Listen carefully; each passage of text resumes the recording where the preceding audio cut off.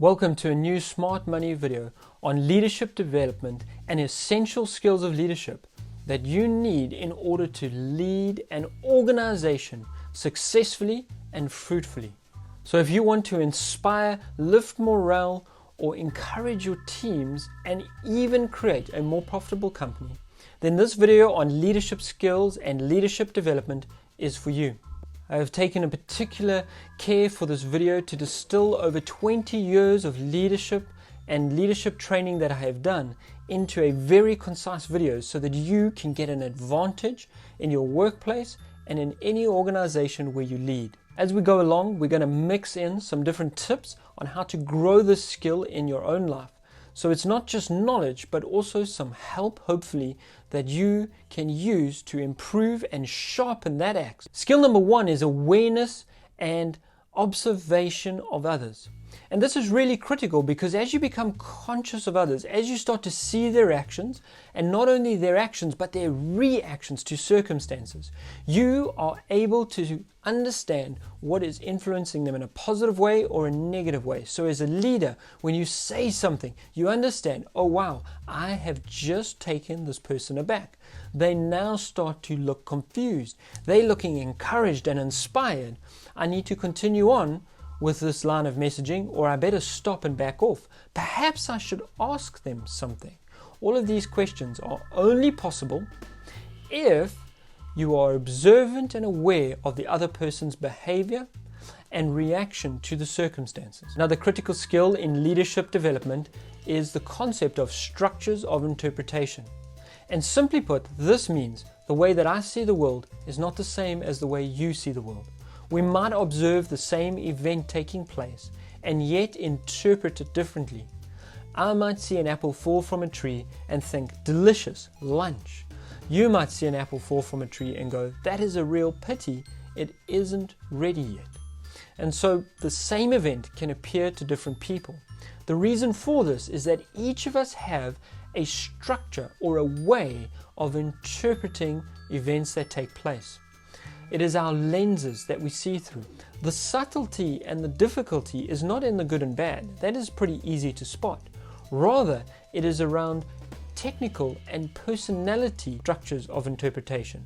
And what this is that I, perhaps being an introvert, might look at a circumstance and shy away from public speaking or from getting up on a stage. Whereas an extrovert gets that same offer within an organization or a business, and they step up to the challenge, literally, and get on stage and speak to people.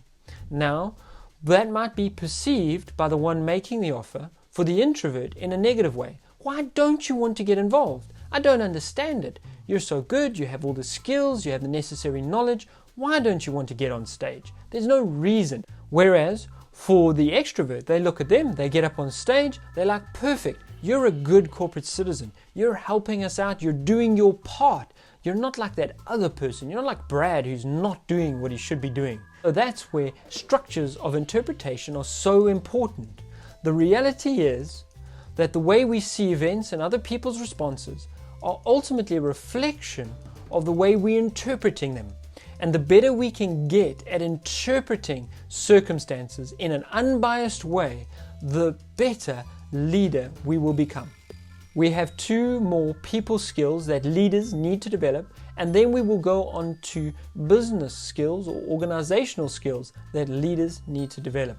The next skill is honesty and integrity. I call it a skill because it comes from our values, but it's actually rather difficult to do in the real world. It is difficult to be honest and have integrity when you have multiple things pulling at you. And a skillful leader is able to navigate the landscape by making promises, sticking to them, and still fulfilling the corporate requirements that may be upon them. If, for example, your organization is putting pressure to increase utilization, as a leader, you start to message this amongst people. People push back and they say, but I'm already working hard. You then have to make a choice. Do I continue pushing the corporate line? And if you said to your boss, I will do this, then, well, as a matter of integrity, you do need to follow through and do it. However, to be to the people, you can't just have a pushback on utilization as an example. and then go, oh, it's okay, don't worry about it, I'll talk to the boss, and never speak to the boss, never speak to the CEO or the head of department. That is dishonest, and that lacks integrity. And so it is rather skillful to take commercial demands, lead people, and see that they're productive, and yet not be dishonest while you're doing it, not make false promises. And I have found the easiest way to do this is to promise as little as possible and rather find out what is important to the individual and only promise on those things. So don't make big general promises, make specific ones to individuals that you can keep track of. This way your integrity is maintained, and be honest with people. People actually appreciate it. If there is pressure from a business in order to get certain sales targets or in order to cut costs in a certain way, just be honest. This is why we need to do it. If we don't, our earnings are going to be down. We will have less cash in the bank. That is bad for the business. People understand it. So use honesty as a lever in order to have integrity.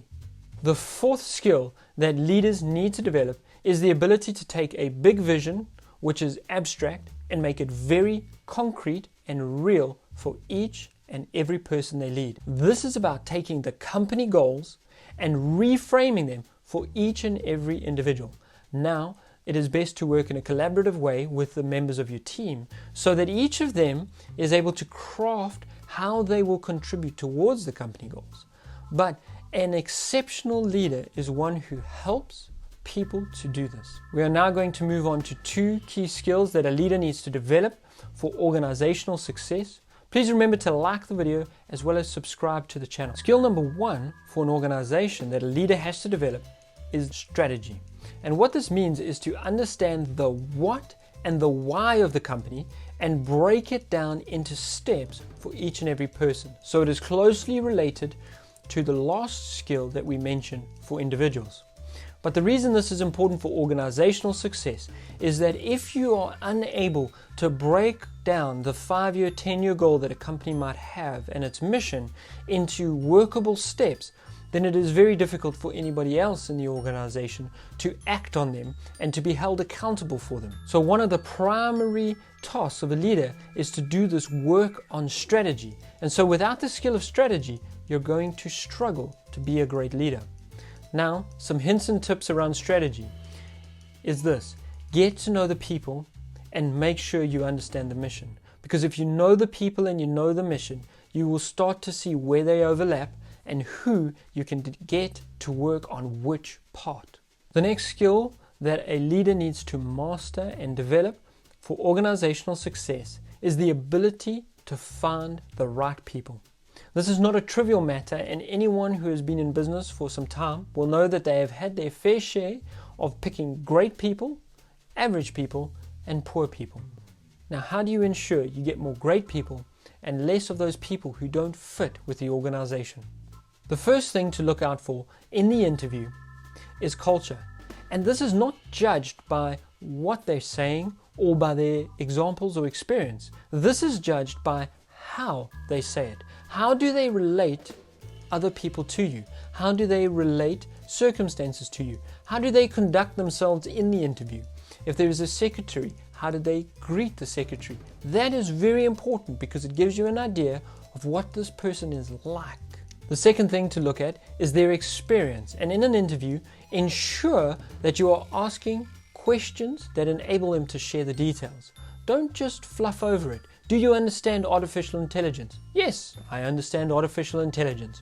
Rather ask, can you share something specific in your studies or experiments with artificial intelligence that demonstrates such and such a method? Now, the person has to share in a very detailed way in order to answer that question. So avoid yes-no questions and ask for questions that dig into the detail. That's going to help you to be really good at understanding their level of experience. Next thing that you want to be able to do is to understand that individual's skills. Now, skills is different to experience. If you take all the answers that they have given you and you write out the skills from those answers and simply count up the number of times a particular skill comes up, that's probably their top skill, or at least in the top 3, you're honing in at what they really are skilled in. And now you have a good understanding of what their skills are, you also understand their experience, and you'll know if they're a great cultural fit or not. And therefore, you have increased the chances of hiring the right person. I hope this video has been informative and helpful. I'm going to share a link now, which you should be able to click, on how to attract great talent to your business or organization. Please remember to subscribe to the channel, as well as share this video with someone else, because together we can create an abundance.